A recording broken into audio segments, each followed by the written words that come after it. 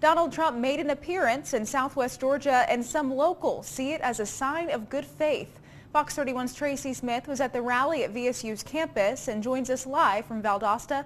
That's first on Fox tonight.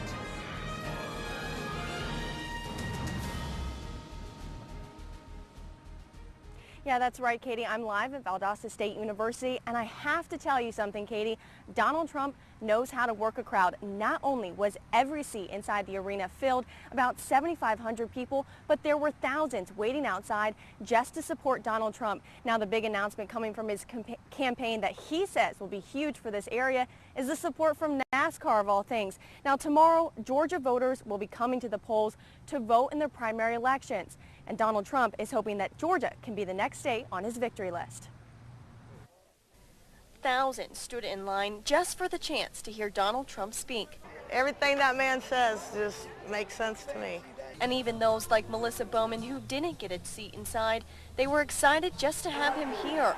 While the inside was filled with cheers and loud screams, outside was different. It was very peaceful, but we listened. We were able to hear it well. Very crowded. And it was wonderful. Donald Trump's visit to Valdosta is unique because he is the only presidential candidate to visit South Georgia. For those who live here, that's important because most of the other candidates have just focused on the Atlanta area. I mean, anytime a presidential candidate comes close by, we try to see him. And I think it's something good for Valdosta to be able to see, somebody in that position would take time to visit us. For them, it proves he cares. He does not forget the little people.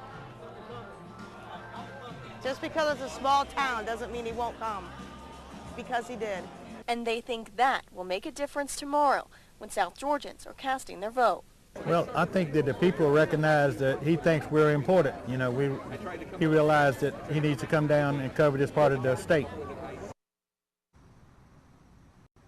Now, Katie, another thing that I would note is that the crowds today were mostly peaceful. The school had prepared in advance for counter-protests and counter-rallies across the campus, but from what I saw, the crowd was pretty quiet.